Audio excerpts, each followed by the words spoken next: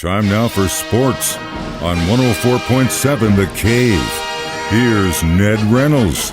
Mikey Intern Ned Reynolds in the studio on a Monday morning. So I was up late last night to watch the Kansas City Chiefs beat the Chargers in L.A. 30-27. A little scared at the beginning because, of course, we were without Juju. It would have been interesting to see what happened if we had him in that game as far as the game plan. And then early on, we lose Tony, which is kind of, but you know what? All of a sudden, Chiefs can run the ball. Well, you have to understand that they were also running against the second worst team in rushing defense in the National Football League, a team that gives up almost 5.5 yards per carry, and that doesn't work. Therefore, Isaiah Pacheco had a big night, 107 yards on the ground, and that really was a key. There were several keys in this game, but it's the aerial game, Mahomes to Kelsey, that is the real key. Now, having said all that, the Chargers had a great chance to win this game, and they blew it. I'm going to tell you where they blew it, too, with under 2 minutes to go in the game. They get down, they have a first and goal from the 2. I'm remarking to some people I'm watching it with, they better run the ball. Run the ball. Take some time off the clock. Oh, no. They throw a touchdown pass. Great. Have the lead. And Patrick Mahomes still has 1 minute and 45 to work with. Gang, that's an eternity for Patrick Mahomes. And he showed it. Had some great completions down the field. He and Kelsey were just magic last night. As a matter of fact, this is a record-setting game for Travis Kelsey.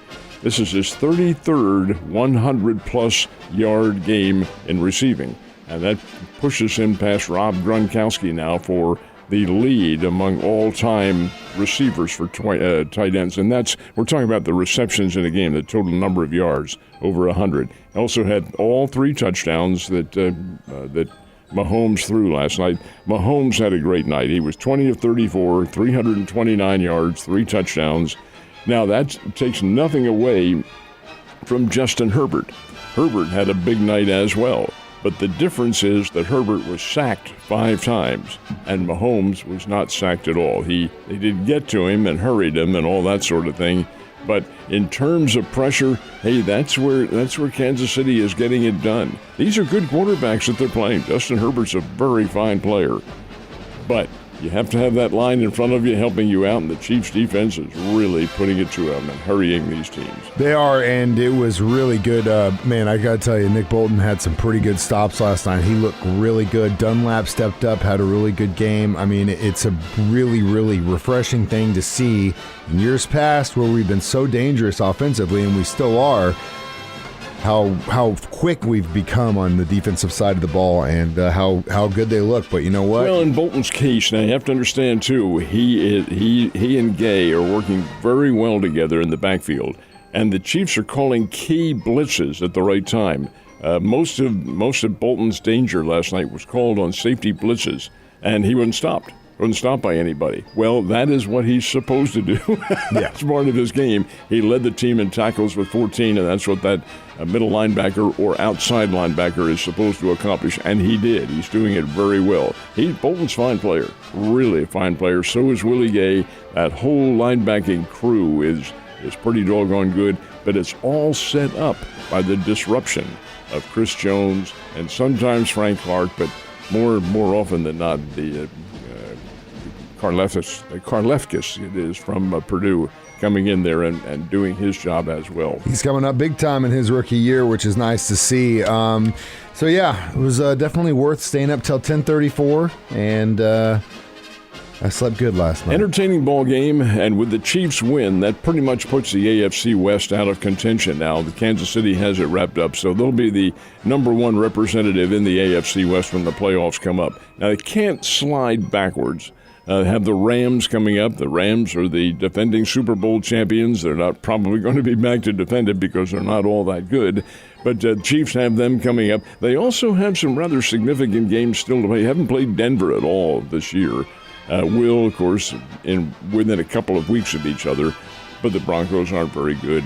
And the Raiders are up and down. Did get a win yesterday. But over and above all of that, the Chiefs are head and shoulders, in my opinion, above everybody else in the entire AFC and maybe in the NFC. course, that remains to be seen, but Kansas City's a pretty good football team. They absolutely are, but after watching some of those games yesterday, more specifically the Cowboys-Vikings game, man, anything can happen on a Sunday. What'd you think about that one? Well, it's one of the games I lost with my chocolate chips. No! And You I picked lost that one? it big. I had the Minnesota Vikings were a 1.5 underdog. I could not understand that. Playing at home, playing well, on a winning streak. One loss. And you're 1.5 points underdog to a team that's been mediocre? There's a reason why. They got the crap beat out of them.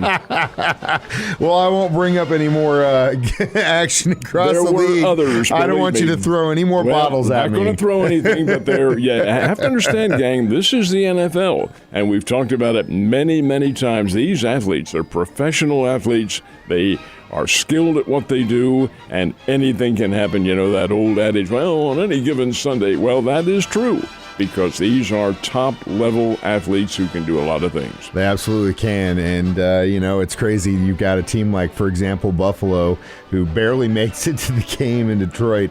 Josh Allen scores 5 fantasy points. Their kicker, 23 points. So anything can happen in the league, and yesterday was a great example of that, Ned. And think about what the Buffalo Bills are going to do now. You know, they had to move their game from Buffalo's game with the Cleveland Browns yesterday, had to move it to Detroit because of just the horrendous snowfalls they had in Buffalo.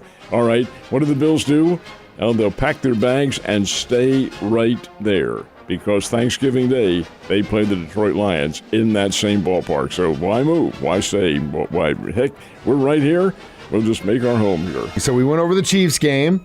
What happened in the Missouri High School football playoffs over the weekend? Actually, Southwest Missouri acquitted themselves very well, and these winners for one on Friday and the rest on Saturday all advance now to the state semifinals, which is coming up this weekend, Thanksgiving weekend. In Class 5, Carthage went to Lebanon and knocked off the Lebanon Yellow Jackets. Lebanon has a really fine team. Carthage is really, really good. 35-14 was the final. Carthage won it. So Carthage moves on now to the semifinals in Class 5. In Class 4, West Plains moves on to the semifinals. They knocked off Hannibal Friday night in what had to have been a very cold West Plains, Missouri. Reed Spring in Class 3 goes to Boonville and defeats Boonville. Reed Spring into the Class 3 state semifinals. And in Class 2, you knew there'd be at least one team, and in fact there are two area Class 2 teams. One of them because Mountain View Liberty played Seneca. Seneca won. Lamar, 54-0. Let's the go, team they Lamar. play. Lamar is really good. They're a 9-time state champion, and they're really, really good. They have one loss on the season. One loss. That one loss is to Seneca, and they play them again Saturday. That should be an That awesome will be game. one dandy football game. In Class 1, the state representative was Marionville, and they were knocked out of it. So they are the state semifinalists coming up. 5, 4, 3, and 2 classes all represented. All right, before we start talking about the official college football rankings, I got a bone to pick with the KU Jayhawks. K-State wins.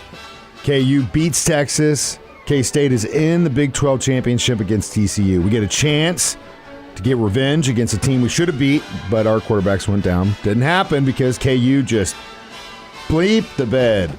What the hell happened, Ned? Well, KU had been playing well all season long, maybe a little bit above their heads, but still have been playing well.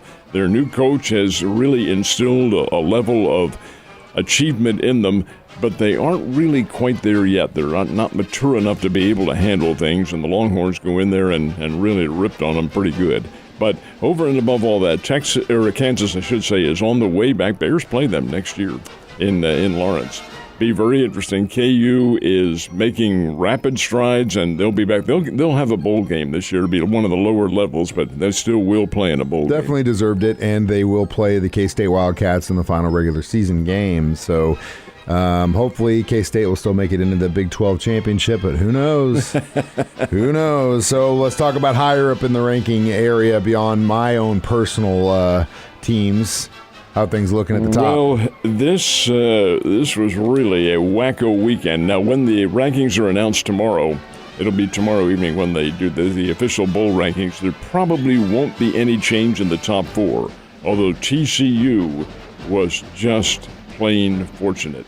29-28. They beat Baylor and did it in the final seconds. Number 1, Georgia. Kind of a pedestrian game against Kentucky, only beat them 16-6. Ohio State had to scrap hard with Maryland, beat them 43-30. Michigan, number 3 in America, really almost came out a big loser. They did hold on to come from behind and beat Illinois 19-17, but oh my goodness sake. And then you have the TCU with their 1-point win. Here's the team to watch out for, and that's Southern Cal.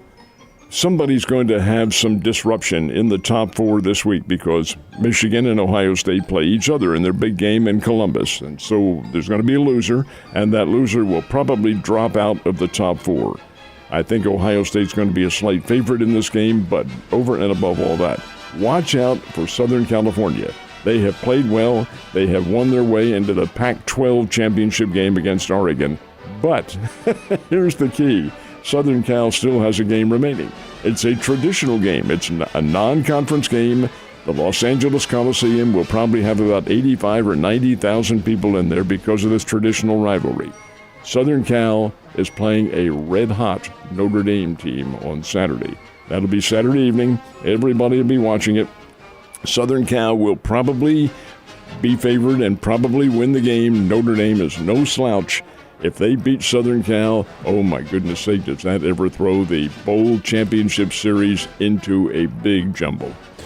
It's always crazy when we get to this point of the season, and with 1 week left until we get into the conference championships, it's definitely coming down to the wire, which I love to see. As a fan of college football who just likes to watch it across the board, it's been a pretty damn good season, and it's nice to see a changing of the guard finally, in my opinion. Well, there has been in some respects, but you still have to look at Ohio State, Michigan, and Georgia. These are all top level. All right, well, let's just say what I want to say is that Alabama's not number 1 right now. It's moving that out. But they're there. Yeah, I know. They have their Iron Bowl game with Auburn coming up, and Alabama will probably finish 10-2 on the year. That's a disaster in Alabama. Yeah, that's not good enough if you're on the Crimson Tide. All right, how did the Missouri State Bears end their football season? Finally got a win. Nice. They actually win 3 of their final 4 games, beat Indiana State. 24-7 was the final score over in Terre Haute, Indiana. But over and above all that, you have to understand that this has been a disappointing season for the Bears. We all expected them, and they expected themselves, coaching staff and players, to be a championship-level team. And they were not. And they fell before some really good teams. Like their first conference game was against the team that's number 1 in America, South Dakota State. And South Dakota State, folks, is big and ornery and really tough. Bears lost to them 28-14 here in town, and then proceeded to really stumble from there on in. Finally regained their footing with a win over Western Illinois. Did come back to beat Youngstown State here last week and then finish with Indiana State. So the Bears finish at 5 wins, 6 losses, which in many respects is a pretty good season, but not what we expected, and that's a big disappointment. Hopefully things will really improve. That's what we said going into this year, but I don't even want to say it. There's always next year, Ned. Luckily for us, there's always tomorrow. I'll see you then, sir.